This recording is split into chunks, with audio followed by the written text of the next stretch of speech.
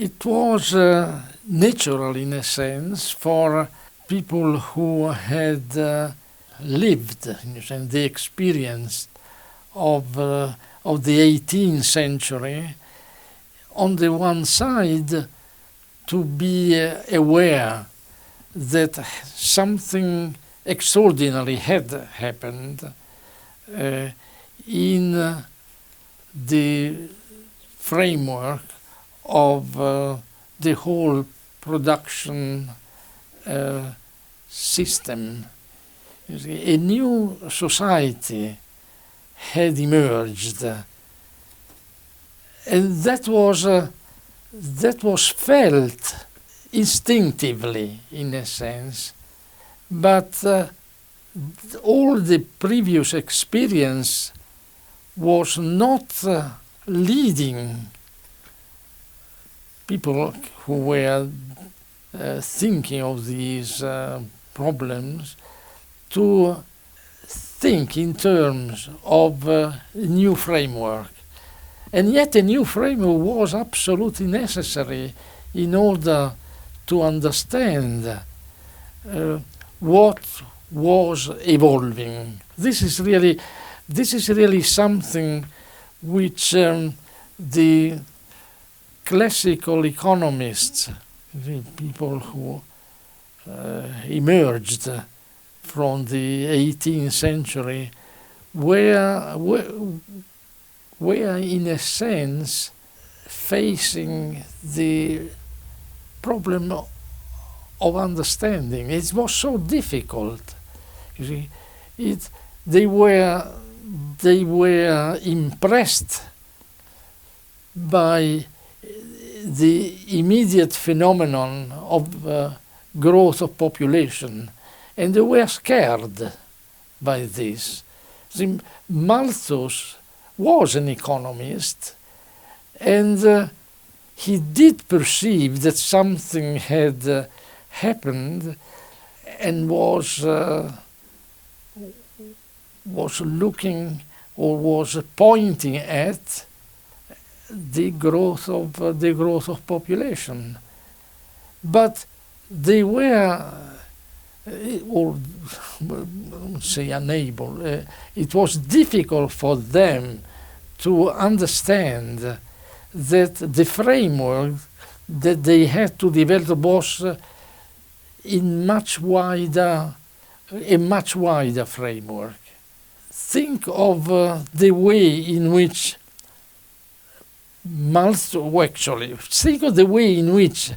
Malthus and his colleagues were reacting in the front of the phenomenon of increasing population and the increasing possibility of, or decreasing necessity to increasing the necessity of increasing the production that was coming along. It was extremely difficult to come out with the mind that was shaped in the 18th century and understand what was happening around them in the 19th century. It was their tragedy, in a sense. You see, think of how these economies. You see, I had the experience of going through their discussions at the beginning of the 18th century in framing the theory of rent. There was no theory of rent before. They did, at the beginning of the 18th century, actually almost simultaneously from the work of 5 different economists, frame a theory of rent. And it was instinctively in terms of decreasing returns. You see, if the population increase and the natural resources are given, you see, you have to go on exploiting them more intensively or more extensively. And by doing that, their productivity was going down. You see, some of these people had put it in this term: if you have more arms to work, but you have decreasing returns, and that leads you inevitably to a kind of stationary situation in which productivity is reduced to almost no surplus on top of the wages, of the necessary means of sustaining people. You see, that was, it was so strong, their feeling, their conviction that was the end of all the processes, a completely stationary state. You see, that it was. It was difficult for them to get the conception of a continuously increasing possibility of producing. And yet there was. So it was a period in which the innovations were so extraordinary. You see, if you look at the way in which technology changed between 18th century and 19th century, it is, from the point of view of a non-economist, one realizes immediately that a better way of organizing society and production and technology was going to produce more. In other words, to yield increasing return, not decreasing return. But that was that went against their experience, or actually their way of thinking. Really, here there was the need for a change in the way of thinking. In this respect, seems that Marx got it right with his extended reproduction schemes. Or not? I'm sorry, can you repeat? I think that in this respect, the one who got correct intuition of what was going on was Marx, with his extended reproduction schemes. Then, of course... No, not even Marx succeeded in doing this. Not even Marx.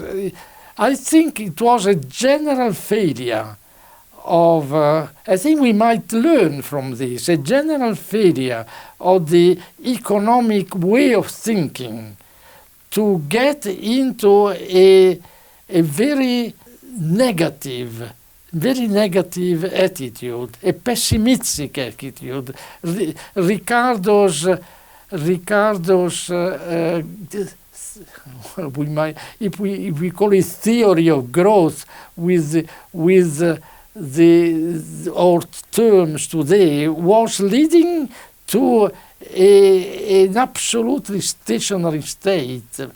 And so much was their impression that in their works they transmitted this, they diffused to the outside world the idea of what Carlyle called a dismal science. You see, they had conducted their own arguments, their old conviction to a point at which that science that they had the merit or the conviction of having started led them to very dismal results. You see, now what we may say exposed today is that it's true that more people produce more more arms that are working, but with less and less productivity. But you see, they didn't sufficiently, in a sense, realize that more people meant not only more arms to work, but also more brain to think. This is really what was missing. And this idea of the decreasing returns was so strong that was never abandoned ever since, until very recently. Do you think that one can say that somehow neoclassical theory took up this kind of approach, let's say decreasing returns to scale, and tried to apply it to technical progress without being able to do so? So well, I mean, that is exactly what. Yes, I mean, that is exactly the way in which neoclassical theory was the continuation of this depressing mood towards production, and not only was a continuation of this, but it was an elaboration of this. You see, the type of analytical means, of analytical gadgets, an analytical way of thinking that the neoclassical economists developed were exactly in this direction. And the theory of capital is a clear example of this.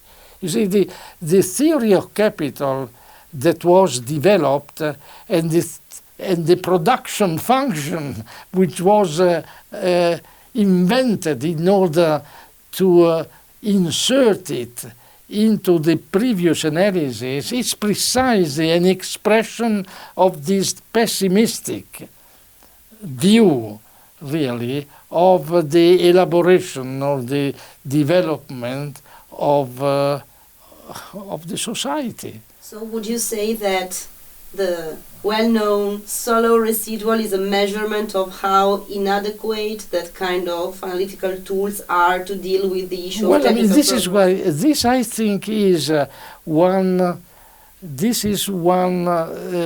logical deduction that we may actually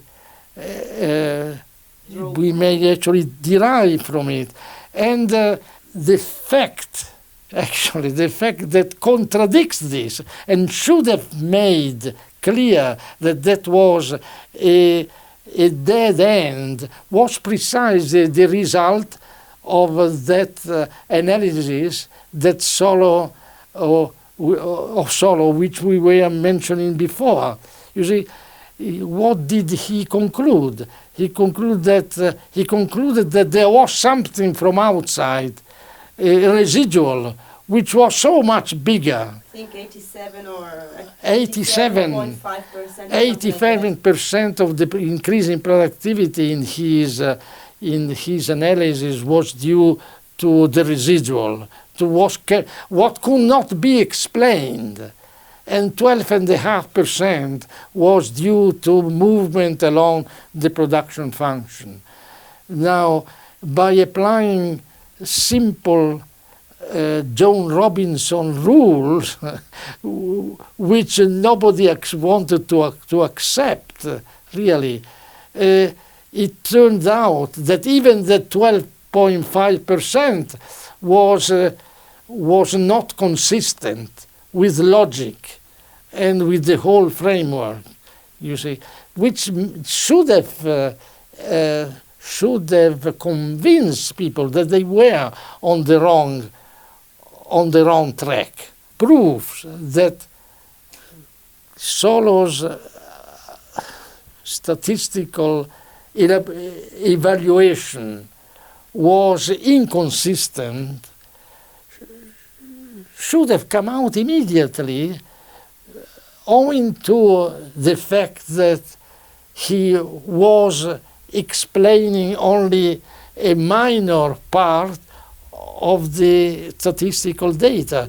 And in fact, by applying the type of analysis that John Robinson, in a very crude way, had developed and was not accepted, one should have got to the point at which we should have concluded that we had a whole theoretical framework that was lacking in giving us the hints that were necessary to understand what was happening. You see, it seems to me that the acceptance of the type of analysis that I was calling John Robinson at that time should have led us to really to wake up and to change our way of thinking. Which is what you tried to do. Which is what I was trying to do, but without success, really. Without being followed, in a sense. You see, but we needed, in order to do this, we needed some new, not only new thought, which should have been evident from comparing the conclusions of this analysis and the statistical facts, you see, but something new on the analytical plane, you see, on the analytical ground. And my own conviction was that one of these new analytical tools was vertical integration. It was only when I had been able to develop this concept of vertical integration that I became convinced that that was the way of going ahead. Because it really gave me the way, the tools for changing this attitude. You see, there was, I mean, I felt it immediately after the war. I mean, when I began to do economics, that something new had to be invented. Now the vertical integration concept tools was one of these, and I think it is a powerful tool. You see, it really is a powerful tool, and if I succeed in putting together these various bits of what I have written in one major, single framework, which is what we are trying to do at present, I think it should come out. That, you see, there was something that kept the, classical economics, that prevented them from going ahead, you see. Ricardo's conviction and the theory of rent, which is the theory of scarcity, you see, the theory of scarcity. It's a beautiful, should have convinced them that the results to which those way of thinking were leading them were so absurd with respect to what's happening in the real world, that they should have changed, should have tried to change their thinking, which is what is still nowadays behind the lack of progress we have in our developing of economic theory. You see, if I look at Ricardo, if I look at Marx even, see that Marx had a lot of intuition, but his tools were below the the threshold of allowing him to make this jump. I think we need a big jump here. I got the impression that in some way my own seeing, you see, discovery the vertical integration concept and tools of analysis, I mean, convinced me that that was the way of not of solving all problems, but of beginning to change our way of thinking. You mentioned something before which I think is very important, that is talking about Herod Dommer way of approaching the issue of technical progress as opposed to Solo's one or neoclassical one in general.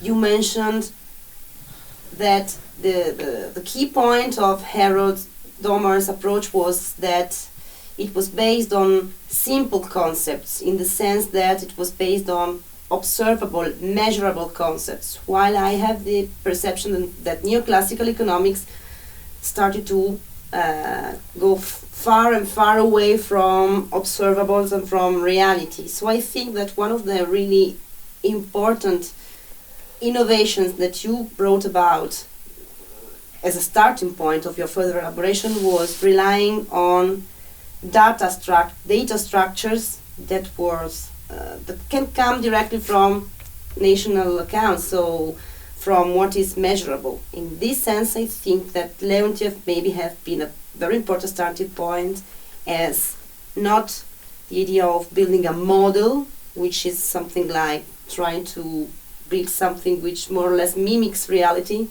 but a data model, how Leontief called that. That is a structure in which to frame magnitudes from real world, and from that point it is possible to build yes, but you see, my impression was that you see, that's the reason why I put them together, Leontief and Sraffa. You see, my feeling, my intuition just at the beginning of my own work was that on the one hand we had Sraffa was perfect in logic. You see, on the other we had Leontief, who had richer intuition, but failed to pick up the logic that we could find in Sraffa. And from the two of these, we ended up with a kind of stalemate. You see, we ended up with a stalemate. We needed something new, and I thought that the vertical integration was one way of getting out of this impasse. You see, in fact, that so much so that I can see it now. Nadia is seeing it very, very well. When we put together the evolution of what I call the production paradigm, which is opposite to the exchange paradigm, which is the one that has dominated neoclassical economy, still dominated it now, although they are unable to get out of it, you see, was that you see, there was something that had to be invented anew in order to make the jump. And I thought that vertical integration was a way out of it. You see, it changed my way of realizing what type of thinking we had to develop. Even the type of assumption we were making, I thought had to be changed. You see, you have pointed out to me something which I didn't realize to begin with, because it came quite natural to me. You were saying that when I discussed in a section of my book the different approach to the choice even of the constants and the variables was a change of approach that was essential to develop a kind of model which was based on vertical integration. You see, the vertical integration, there was at the beginning a sort of apparent contradiction between the complexity of the industrial world, the world that come out from putting into practice, let's say, or inducement to produce, to increase production and productivity, and the ways we produce out of given inputs, in a sense. There seemed to be a contradiction between the enormously complex society that this had been leading us to produce. Well, look at our world. I mean, look at our cities, how complex they are, and at the same time, the need for having simple tools of analysis. Now, it seemed to me that vertical integration helped precisely in this. And I started even to make the assumption, the simplest of all assumptions. I started with a pure labor economy. You see, seemed a contradiction at the beginning to look at a complex world, which is the one on which we live today, with this accumulation of capital, as we call it, accumulation of means of production, and at the same time to have the need to look at it in the simplest of all ways. And I had started with a pure labor economy, a labor where only labor is used. It seemed a contradiction, but in the end, I think I have reached a point at which this is not a contradiction. It is a setting together of what appears a contradiction, because just by beginning with a simple model of production, which is a pure labor model, I have arrived at a stage in which the world, the system is very complicated, because it has got a lot of means of production, a lot of capital. No? But the way in which we can interpret this in a vertically integrated way is very simple. And also I think that with your pure labor point of departure, you also showed that there are some problems which are prior to the problem of capital accumulation. So, for example, the issue of effective demand. So even in a very simple world in which no capital is present, there is this complex, the one you call a macroeconomic condition.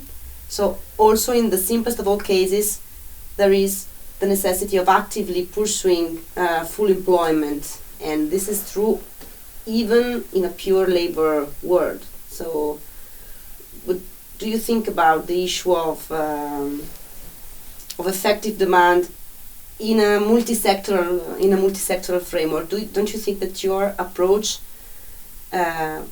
allowed you to make the concept of effective demand operational, in the sense that could deploy all the consequences and the implications? This is not the only concept, but it is a very essential concept, which at the same time it extends through all complexities of the world and reduces the interpretation of it to very simple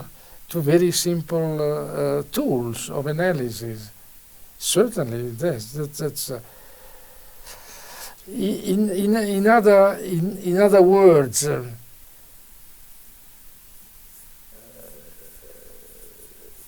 I hope it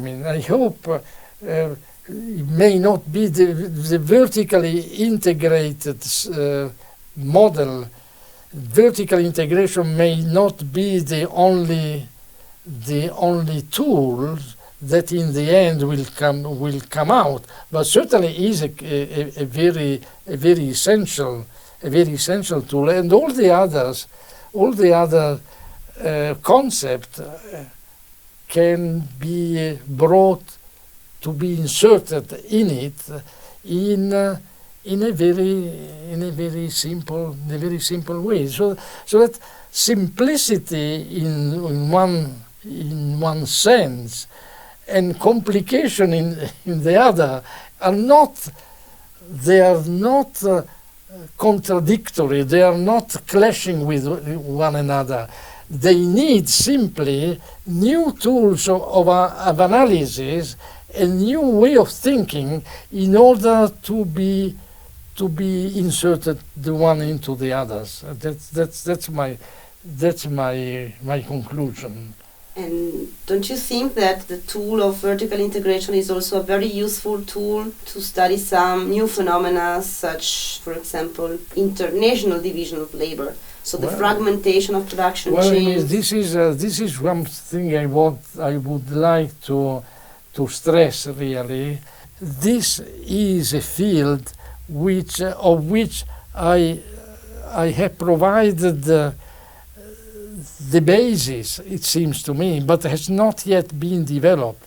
It certainly is a field of research which is open to a lot of ideas. But now we have the data to do so. Because now we have the data to do so. Now so we have also the data. So yes, and you see, the vertical integration is a tools of analysis which should help a lot in this direction. If one tries to make a comparison, for example, between two different production systems, say Italy and Germany, just to enter into European situation, one can really see how through time the international division of labor changed a lot, and this can be done very, very well with vertical integration and input-output. Well, data. The vertical integration has got the merit, in a sense, of giving a tool of analysis which, in a sense, it is independent of technical progress. No. We had been talking a few minutes ago about the simplicity of the Herod-Domar model with respect to the neoclassical one. Now, this simplicity is one aspect of the same need of carrying on new thinking, in a sense, because it comes in many aspects, in many circumstances, according to the examination of many problems. And the ideas and the need of simplicity is overwhelming, it seems to me, in order to overcome all the complications we have, and we should not be afraid of trying new new tools and of applying the tools we have really in order to go ahead and produce something which was impossible to have from the previous way of thinking we have. You see, the Sraffa, Leontief, the comparison which we were making before are an example. And they have both. You see, Sraffa has ended up in a kind of almost perfect logical framework, which is consistent in itself, but it's very, very difficult to develop unless you apply on it some new gadget, some new way of dealing with complex situations, and that is what we need, it seems to me.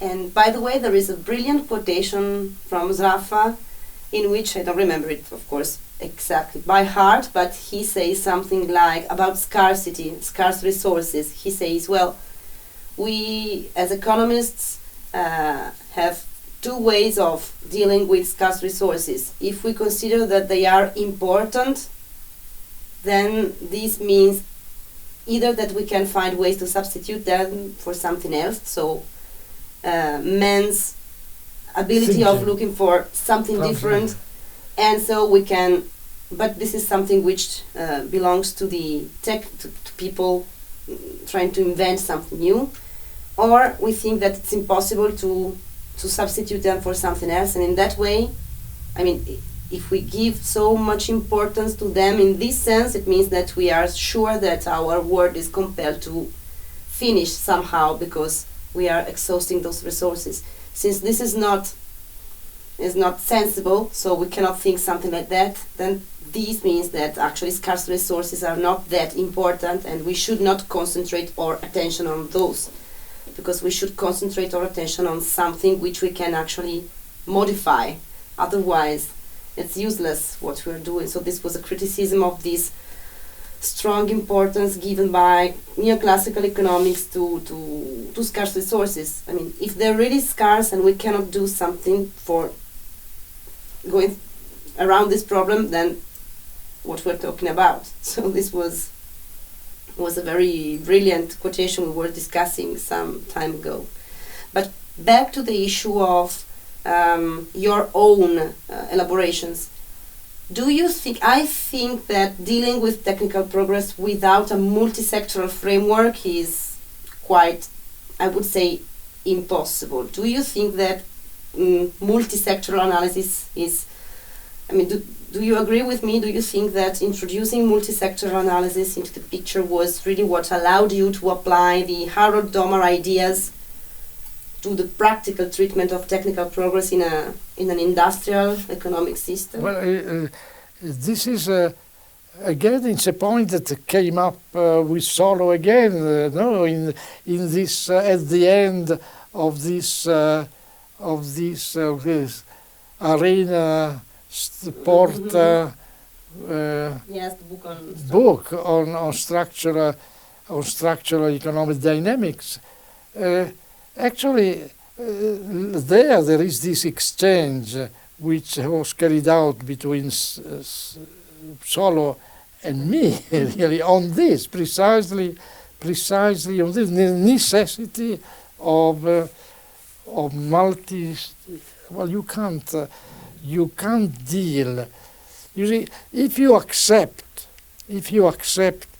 the idea of progress, of inventing new things, new methods, new everything, really. If you accept that, multi-sectoral analysis becomes unavoidable. I mean, it becomes, part of the concept itself. So we could say that one of the unavoidable consequences of technical progress is structural change. I think so, yes. It's the lack of understanding this that leads us today to continually to think in terms of, we are scared by unemployment, but then we don't see the opposite the opposite side of it, which is the structure of production. Exactly. Unless the structure of production and of exchanges and of international relations are changed, we don't get out of it. One thing that I consider really illuminating in your work, at least it was like that for me, is I always had the perception that somehow neoclassical economics, but not only neoclassical economics, sometimes has the aim of trying to forecast what's going to happen. Like, we cannot do nothing to change what's going to happen, we just have to forecast the effects of what is going on. While your approach is based on the idea of there's no mechanism that we can just follow, hoping that it will lead to something positive. So we have the instruments to study the structure. We can see which disequilibria we actually have, and we can find out a way to intervene in order to correct the problems, but in such a way as political economy has as its aim that of changing our current structures. So actively intervene into what's going on. So an example is exactly the issue of unemployment. So it's nothing which can be reached by chance. It needs some active intervention in order to be reached, and this is strongly connected to the issue of structure. Well, this is a kind of follow-up of the argument. If you see that if you set up relations which are a sort of framework in which changes are taking place all the time, then the immediate consequence is that you have to think in terms of how to make these changes, on how to bring them about. And this is, from a methodological point of view, is a strong accusation against current economic theory, where all the efforts were drawn to find out which one of all possible behavior is the one that leads you to optimality. You see, this is a dead end. You have to. It's much better to look at optimality first, and then go back and see what kind of behavior or institution you have to set up. But of course, optimality intended in this optimality, or in the sense, or in the broad sense, in the sense of a situation which is acceptable, or which is according to our wishes, or according to our principles, or according to the way in which, the principles according to which we would like our society to be organized, but to go straight to the end, to what we want, and then go back to the means of reaching those ends. That's this leads us to touch the point of the separation between fundamental and institutional. What's the way in which I have put it. I mean, is one way of putting the problem.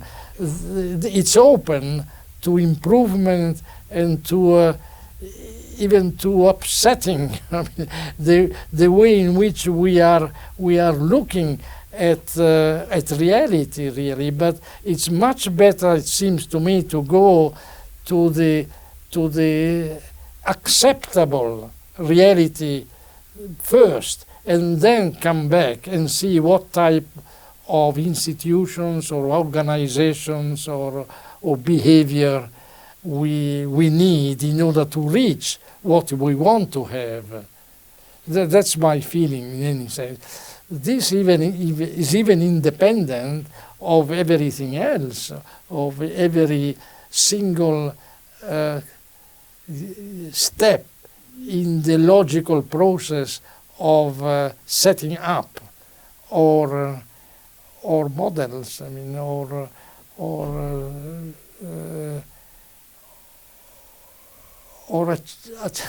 or achievements in a sense.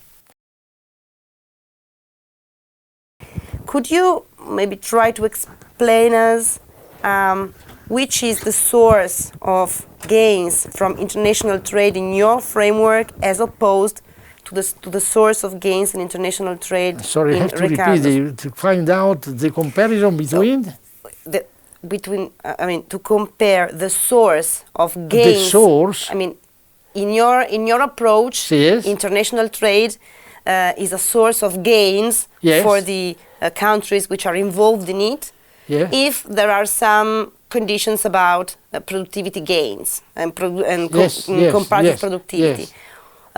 Well, I would say that one of the most famous theories of international trade is Ricardo's comparative advantages. Yes. So I think that there is a difference between your approach and Ricardo's. Yes, it is. The difference is dynamic versus static. Exactly. So That's could all. you just give us a hint at the difference between?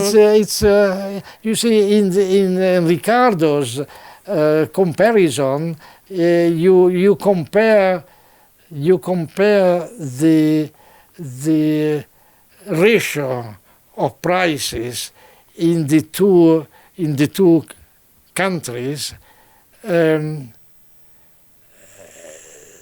not in absolute terms, but in relative terms. Now, in my own case, you compare the rate of change of productivity in the two countries, and that is really a dynamization of the same argument, but there are two different phenomena. On the one case is the difference of exchange rates, and they are relative. Yeah. To one. In the other case, it's the difference in the rate of productivity gains. So would you call your own approach to international trade like a theory of comparative productivity advantage somehow? Have I called it? I can't remember. No, I mean, do you agree that the yes, I no? give it. I use a term. I can't remember exactly, but it is roughly what you say. I think that the most interesting part of your reasoning about international trade and productivity is when you say, well, a country will have a comparative advantage with respect to other countries if the productivity in the exporting sectors is much higher than the average productivity of the whole economic system. Yes. And then you went on saying any increase in the difference between productivity in the exporting sectors and average productivity translates into an increase in comparative advantage with respect to other countries. But if this difference arises because productivity increases in the exporting sector and stays constant in the rest of the economic system, then this is a comparative advantage for international trade, but in such a way that the exporting countries can retain productivity gains inside the country. While if the divergence take place because productivity declines on average in the country, and so by difference, the exporting sectors has a higher productivity than the rest of the economic system. Well, this also